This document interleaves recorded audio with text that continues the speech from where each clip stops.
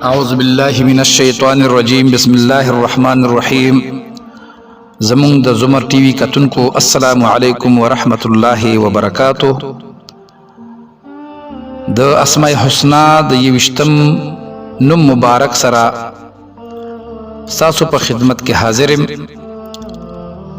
د الله تبارک وتعالی صفاتنم القابض یوشتم نم دے تدې ترجمه دا روزي تنگول والا د دې په فضایلو کې راځي چې څوک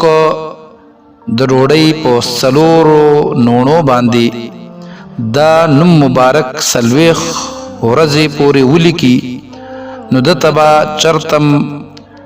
لگا تندا زخم در تکلیف بورتا نه محسوسيږي او د غرنګي د دې په خواصو کې یو بل خبرم دا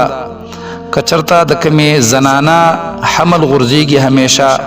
او داغه حمل یعنی د وخت مخ کې ضایع کیږي